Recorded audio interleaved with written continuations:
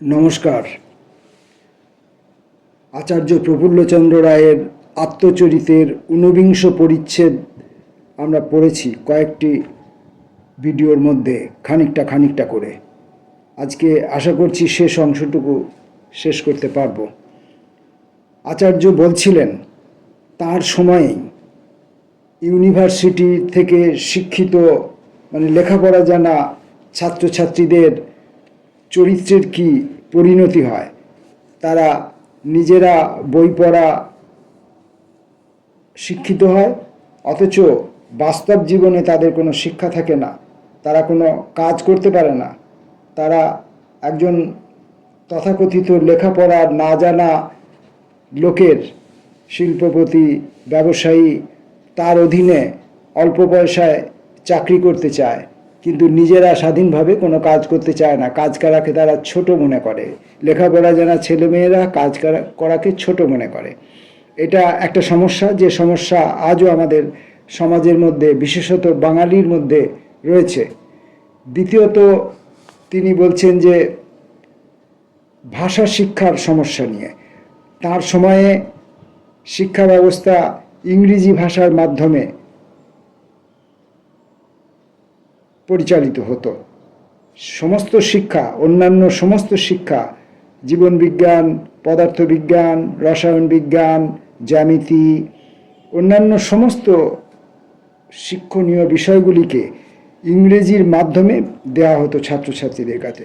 এখন আমাদের বাঙালিদের, ভারতীয়দের, বিশেষত বাঙালিদের, কারণ সেই সময় হয়তো ভারতবর্ষের অন্যান্য রাজ্যে লেখাপড়ার তখনও ততটা হয়তো চল শুরু হয়নি যতটা ছিল বাংলায়।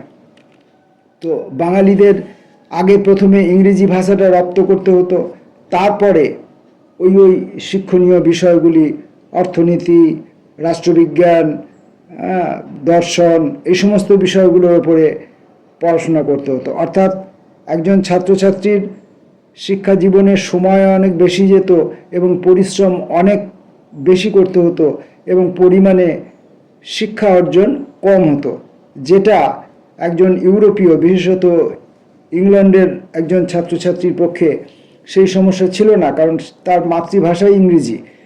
আমি আমার মাতৃভাষার মাধ্যমে শিক্ষা গ্রহণ করার সুযোগ পাচ্ছি না এবং সেই ব্যাপারে আমরা আস্থাশীলও নই, কারণ আমাদের ইংরেজি ভাষা শিখে কোনো রকম একটা চাকরি উপার্জন করাটাই আমাদের দৃষ্টিভঙ্গি ছিল।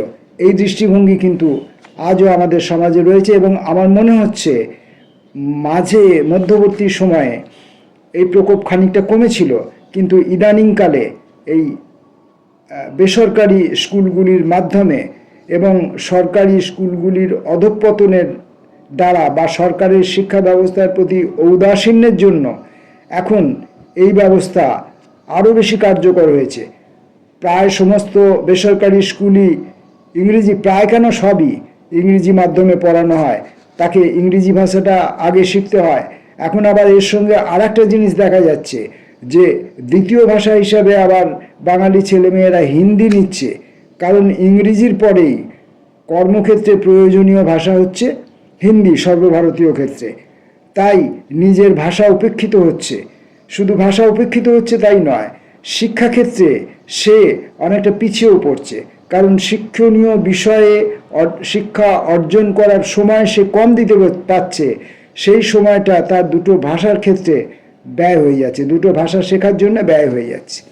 এই কথা বলছিলেন এবং এই প্রসঙ্গে আচার্য বিভিন্ন ঘটনার উল্লেখ করছিলেন, বিভিন্ন ব্যক্তিত্বের বক্তব্য তুলে ধরছিলেন। বাকি অংশটুকু আমরা আজকে শুনি। আসুন।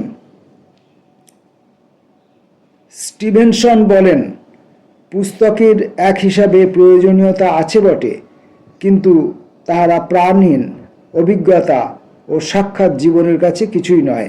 এই প্রসঙ্গে আগের দিন আচার্য এই কথাও বলেছেন, বা হাবার্ট স্পেন্সারের উক্তি উল্লেখ করে তিনি বলেছেন যে বই পড়ে যে শিক্ষা অর্জন, সেইটা দ্বিতীয় স্তরের শিক্ষা অর্জন, কারণ সেই শিক্ষাটা অন্যের অভিজ্ঞতা দ্বারা লব্ধ ছিল। আমি শুধু সেটা কণ্ঠস্থ করেছি, আমি সেটা আমার অভিজ্ঞতার মধ্যে আমার সেই শিক্ষাটা নেই।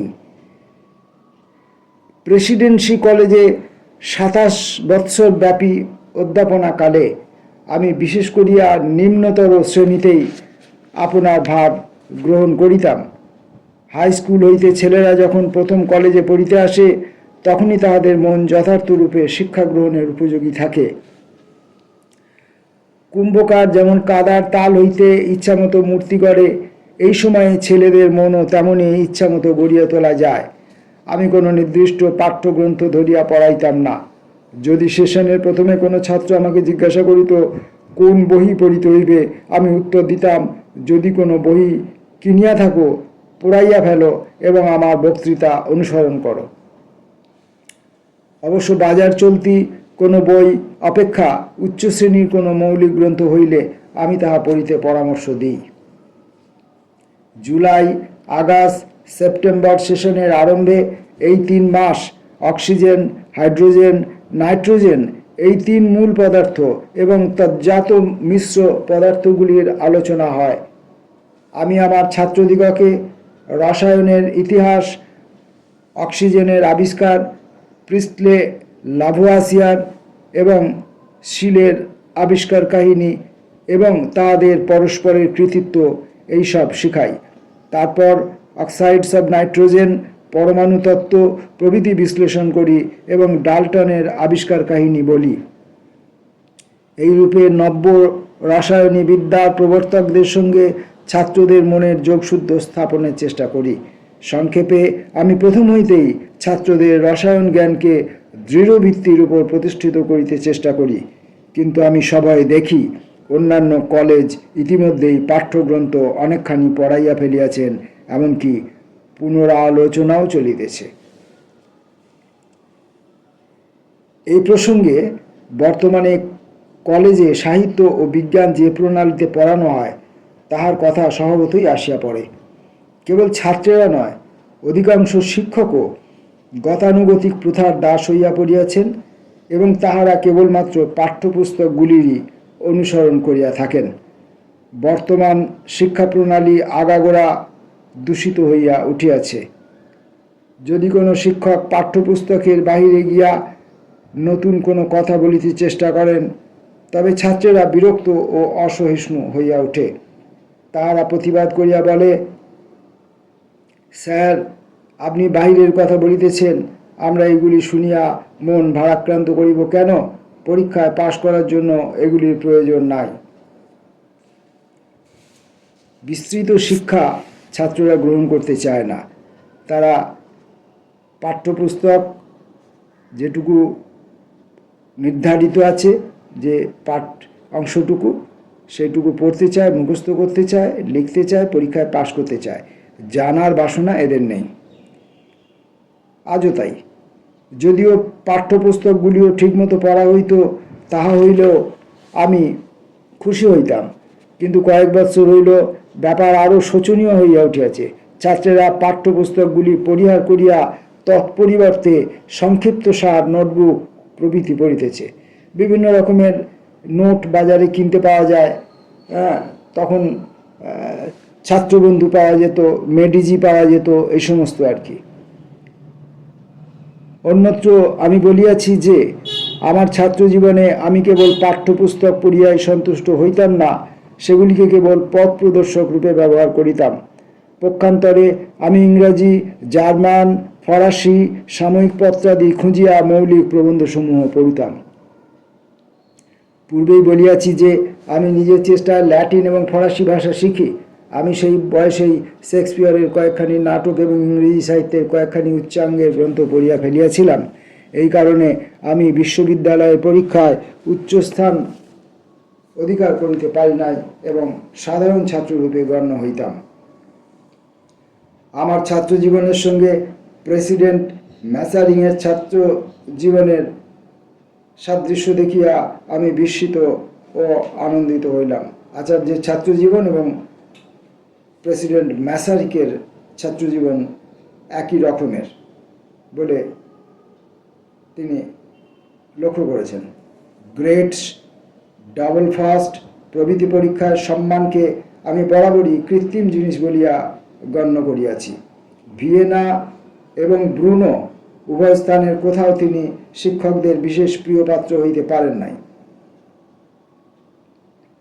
তাহারা তাহাকে সাধারণ ছাত্র বলিয়া মনে করিতেন, মেধাবী ছাত্ররূপে গণ্য করিতেন না। ইহার কারণে এই যে মাসারিক বিশ্ববিদ্যালয়ের বাধা প্রণালী মানিতেন না এবং কোনো একটি বিদ্যায় বিশেষজ্ঞ হইতে চেষ্টা করিতেন না। ব্রুনোতে তিনি যে সর্বগ্রাসী জ্ঞান তৃষ্ণার পরিচয় দিয়াছিলেন, ভিয়েনাতে আসিয়া তা অতিরিক্ত রূপে বাড়িয়া গেল। এই সময়ে তিনি ক্লাসিক সাহিত্য পড়িতে ভালোবাসিতেন। গ্রিক ও লাটিন সাহিত্যের প্রসিদ্ধ গ্রন্থাবলী তিনি মূল ভাষাতেই পড়িয়াছিলেন। স্কুলের নির্দিষ্ট পাঠ্যে তাহার আশা মিটিত না। যদি কোনো বিষয় পড়িতে হয় তবে তাহা ভালো করিয়াই পড়িতে হইবে, ইহাই ছিল তাহার মত। 19 বৎসর বয়সেই তিনি যেন বুঝিতে পারিয়াছিলেন, বিদ্যালয়ের সাধারণ শিক্ষায় তাহার বিশেষ কোনো উপকার হইবে না। তাহার সমসাময়িক অন্যান্য বুদ্ধিমান যুবকদের ন্যায় তিনি বুঝিতে পারিয়াছিলেন, তাহার ভবিষ্যৎ স্বীয় শক্তির উপরেই নির্ভর করিতেছে। সে ভবিষ্যৎ কিরূপ হইবে তখনও পর্যন্ত তাহা অবশ্য তিনি জানিতেন না, কিন্তু তিনি জানিতেন সেই ভবিষ্যৎ লক্ষ্য সাধন করিতে হইলে তাহাকে কঠোর পরিশ্রম করিতে হইবে।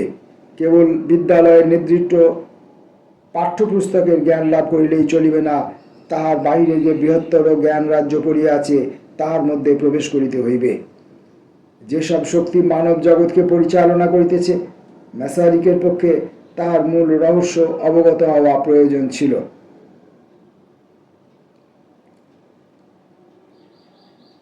বিদ্যালয়ে পাঠ্যপুস্তক নির্বাচনের ফলে যে অনিষ্ট হইয়াছে, জনৈক চিন্তাশীল লেখক তাহা নিম্নলিখিতভাবে বর্ণনা করিয়াছেন। পাঠ্যপুস্তক নির্দিষ্ট করা বিশ্ববিদ্যালয়ের অভিশাপ স্বরূপ। গোড়ার কথা এই যে, ছাত্রেরা কোন বিষয়ের মূল বস্তু প্রথমত সাক্ষাৎ সম্বন্ধে শিখিবে। যদি সে শেক্সপিয়ার পড়ে, শেক্সপিয়ারের মূল গ্রন্থ তাহাকে পড়িতে হইবে। ব্রাডলে অথবা ক্রিটরেজ শেক্সপিয়ার পড়িয়া কি শিখিয়াছেন তাহা জানাই ছাত্রদের পক্ষে যথেষ্ট নয়।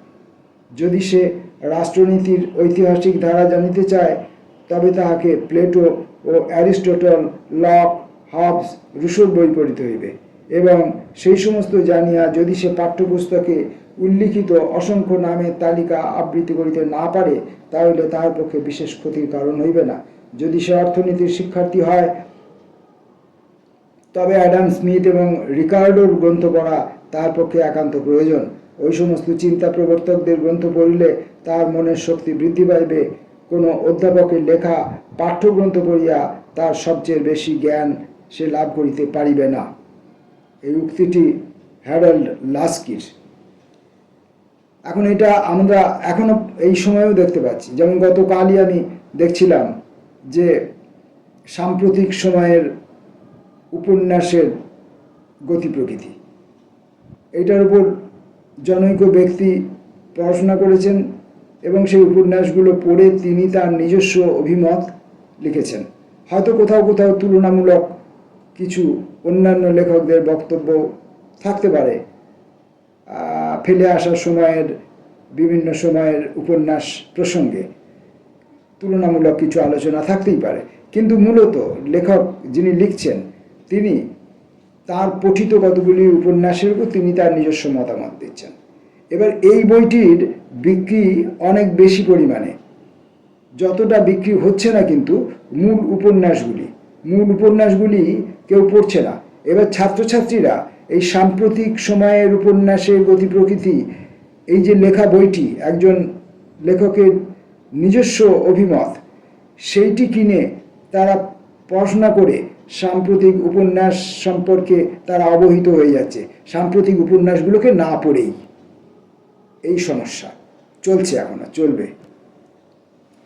মহীশূর বিশ্ববিদ্যালয়ে সমাবর্তন উপলক্ষে প্রদত্ত অভিভাষণে আমি বলিয়াছিলাম, সকলেই স্বীকার করিবেন যে মাধ্যমিক শিক্ষার ব্যবস্থা যদি উন্নততর করা হয়, তবে বিশ্ববিদ্যালয়ের শিক্ষায় অনেক অনাবশ্যক অঙ্গ বর্জন করা যাইতে পারে এবং তাহার ফলে বিশ্ববিদ্যালয়ের শিক্ষার যথার্থ উন্নতি হইতে পারে।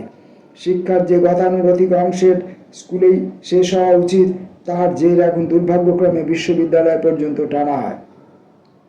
মাধ্যমিক শিক্ষা ব্যবস্থা উন্নততর করিলে ইহার অবসান হইবে এবং ফলে বিশ্ববিদ্যালয় যথার্থরূপে বিদ্যা ও সংস্কৃতির কেন্দ্র হইয়া উঠিবে। এ বিষয়ে আরও একটু বিস্তৃতভাবে বলা প্রয়োজন। বিশ্ববিদ্যালয়ে বর্তমান শিক্ষা প্রণালীতে এত বেশি খুঁটিনাটি শিক্ষা দেওয়া হয় যে ইহার কাজ অনেকটা সেকেন্ডারি স্কুলের মতোই হইয়া দাঁড়াইয়াছে। এমনকি পোস্ট গ্র্যাজুয়েট ক্লাস পর্যন্ত কেউ কেউ রীতিমতো এক্সারসাইজ দিবার জন্য জিদ করেন। আমি এমন কথা বলি না যে বিশ্ববিদ্যালয়ের স্বাধীনতার নামে ছেলেদের ভিতর আদর্শে প্রশ্রয় দেওয়া হোক। মানসিক যোগ্যতার সঙ্গে পরিশ্রম করিবার অভ্যাস বিশ্ববিদ্যালয়ের শিক্ষা লাভ করিবার গোড়ার শর্ত হওয়া উচিত। আমি ইহাই বলিতে চাই যে বর্তমানে বিশ্ববিদ্যালয়ে ক্লাসে অধ্যাপকদের বক্তৃতা ও এক্সারসাইজ দেওয়ার যে বারোধারা নিয়ম আছে তা তুলিয়া দিতে হইবে, অন্যথা ছাত্রদের মানসিক শক্তির বিকাশ হইতে পারে না। অবশ্য বক্তৃতা দেওয়ার রীতির দ্বারা মনে হইতে পারে কিছু কাজ হইতেছে, কিন্তু যদি কোনো ছাত্র নিজের সময়ের সদ্ব্যবহার করিতে চায় তাহলে সে দেখিবে যে এইসব বক্তৃতার ক্লাস হইতে অনুপস্থিত থাকাই তার বেশি লাভজনক। এই বাঁধাধরা বক্তৃতা দেওয়ার রীতির প্রধান ত্রুটি এই যে ছাত্রেরা কোনো বিষয় না বুঝিতে পারিলেও অধ্যাপককে সে সম্বন্ধে প্রশ্ন জিজ্ঞাসা করিবার সুযোগ কদাচিৎ পাইয়া থাকে। এই ত্রুটি সংশোধন করিবার জন্য কোনো কোনো বিশ্ববিদ্যালয়ে টিউটোরিয়াল সিস্টেম বা ছাত্রদিগকে গৃহশিক্ষা দেওয়ার রীতিও প্রবর্তিত হইয়াছে। কিন্তু যদিও এই ব্যবস্থায় প্রথমোক্ত রীতির ত্রুটি কিছু সংশোধিত হয়, তথাপি মোটের উপর ইহা অনেকটা পরীক্ষায় পাশ করাইবার জন্য ছেলে তৈরি করিবার মতো। ইহাতে ছেলেদের বিশেষ কিছু মানসিক উন্নতি হয় না। ইহার বিপরীত শিক্ষা প্রণালীর কথা বিবেচনা করিয়া দেখুন। অধ্যাপকেরা ছাত্রদের নিকট কেবল কতগুলি গ্রন্থের নাম করেন এবং ওই সমস্ত গ্রন্থে যেসব সমস্যা আলোচিত হইয়াছে তাহার উল্লেখ করেন। ছাত্রেরা ওইসব গ্রন্থ পড়ে, তাহাতে যে সমস্ত সমস্যা আলোচনা হইয়াছে তৎসম্বন্ধে চিন্তা করে, নিজেরাই সমাধানের উপায় আবিষ্কার করে এবং কলেজের তর্কসভায় অধ্যাপক ও সহপাঠীদের সঙ্গে ওই বিষয়ে তর্ক বিতর্ক ও আলোচনা করে, তাহলে ভালো হয়। আমার নিশ্চিত বিশ্বাস যে এই প্রণালীতে ছাত্রের বিশ্লেষণ ও সমীকরণের ক্ষমতা বৃদ্ধি পায় এবং যদিও প্রথম তার পক্ষে এই প্রণালী কষ্টকর মনে হইতে পারে, কিন্তু শেষ পর্যন্ত সে ইহার মধ্য দিয়াই নিজের একটা জ্ঞান রাজ্য গড়িয়া তোলে। কিন্তু মাধ্যমিক শিক্ষা উন্নততর না হইলে এই প্রণালী প্রবর্তিত হইতে পারে না। ছাত্রকে মূল গ্রন্থটি পড়তে হবে, নিজেকে অনুধাবন করতে হবে, নিজের অনুভবকে লিপিবদ্ধ করতে হবে, তাহলে সে অনেক বেশি জ্ঞান অর্জন করতে পারবে বা দক্ষ হয়ে উঠতে পারবে বিষয়টার উপর। প্রশ্ন হইতে পারে, যদি অধ্যাপকের বক্তৃতা দেওয়ার রীতি বন্ধ করা যায় তাহলে তাহাদের কাজ কি হইবে? উত্তর অতি স্পষ্ট। অধ্যাপকদের প্রধান কাজ হইবে মৌলিক গবেষণা। অধ্যাপক যেখানে মনে করেন যে তাহার নতুন কিছু শিক্ষা দেওয়ার আছে, কেবল সেই স্থলেই তিনি বক্তৃতা দেন, আলোচনা করেন এবং এইভাবে ছাত্রদের মধ্যে জ্ঞানান্বেষণের প্রবৃত্তি জাগ্রত রাখেন। বার্ট্রান্ড রাসেলের ভাষায় বিশ্ববিদ্যালয়ের শিক্ষায় পাঠশালার গুরুগিরি স্থান আর এখন নাই। আমি এ পর্যন্ত আমাদের বিশ্ববিদ্যালয়ের শিক্ষা প্রণালীর 4টি গুরুতর ত্রুটির উল্লেখ করিয়াছি।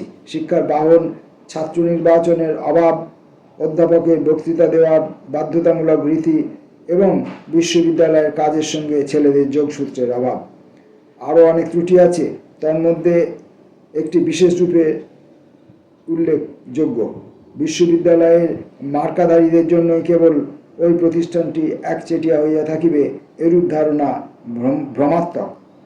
আমরা যতদিন বিশ্বাস করিতাম যে আমাদের শিক্ষাদান প্রণালী নির্ভুল এবং শিক্ষালাভযোগ্য সকলের ভারী আমরা গ্রহণ করিতে পারি, ততদিন পর্যন্ত এ ধারণার একটা অর্থ ছিল। এরূপ দাবি একান্ত অমূলক। যদি আমরা স্বীকার করিয়াই লই যে বিশ্ববিদ্যালয়ে মৌলিক গবেষণার কেন্দ্রস্বরূপ হইবে, তা হইলে যে কেউ মৌলিক চিন্তা ও গবেষণার পরিচয় প্রদান করিবে, তাহারই জন্য উহার দ্বার উন্মুক্ত করিতে হইবে। বিশ্ববিদ্যালয়ের ছাপ তার দেহে থাকুক আর নাই থাকুক। এইরূপ উদার নীতি অবলম্বনের ফলে বিশ্ববিদ্যালয়ের উন্নতির গতি রুদ্ধ হইবে। কোনো শিক্ষা ব্যবসায়ী এমন কথা বলিতে পারেন না। পক্ষান্তরে যদি আমরা চিন্তা করি যে সমাজের প্রতি অতি সামান্য অংশই শিক্ষালাভের সুযোগ পাইতেছে এবং অজ্ঞাত প্রতিভা হয়তো সুযোগের অভাবে আত্মপ্রকাশ করিতে পারিতেছে না, তা হইলে প্রচলিত সংকীর্ণ নীতির প্রবর্তন করা একান্ত প্রয়োজন।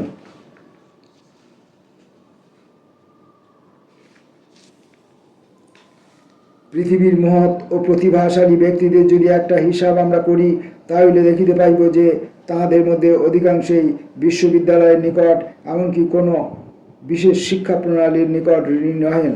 শেক্সপিয়ার গ্রিক ও ল্যাটিন অতি সামান্যই জানিতেন। আমাদের দেশের কেশবচন্দ্র সেন এবং রবীন্দ্রনাথ, অপরাজেয় কথাশিল্পী শরৎচন্দ্র চট্টোপাধ্যায় এবং শ্রেষ্ঠ নাট্যকার গিরিশচন্দ্র ঘোষ কোনো বিশ্ববিদ্যালয়ের দ্বার অতিক্রম করেন নাই।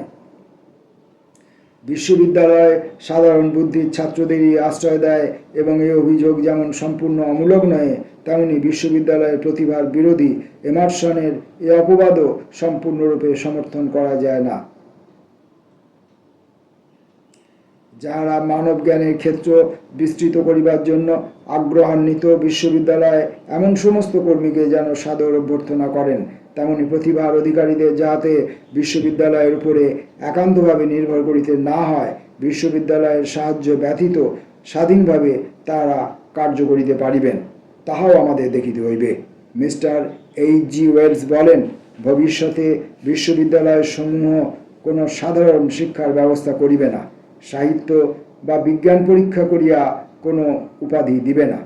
যে সমস্ত যুবক জ্ঞান চর্চার প্রতি আকর্ষণ অনুভব করিবেন এবং সেই কারণে প্রসিদ্ধ মনীষী ও অধ্যাপকদের সহকারী ও সেক্রেটারি, শিষ্য ও সহকর্মী রূপে কাজ করিতে আসিবেন, তাহারাই সে যুগে বিশ্ববিদ্যালয়ের ছাত্ররূপে গণ্য হইবেন।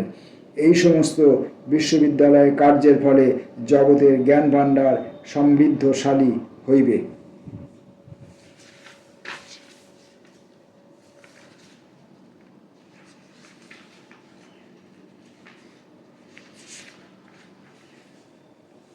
ভেবেছিলাম ঊনবিংশ পরিচ্ছেদের শেষ অংশটা আজকে শেষ করে ফেলতে পারবো, কিন্তু সেটা করলে ভিডিও অনেক বড় হয়ে যাবে,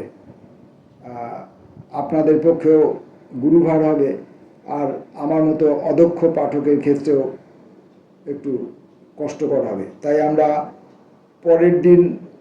পরের ভিডিওতে আমরা বিদেশি উপাধির মোহ, দাস মনোভাব, হীনতাবোধ, এই শিরোনামের অধীন লেখা অংশটুকু থেকে আবার পাঠ শুরু করব। নমস্কার।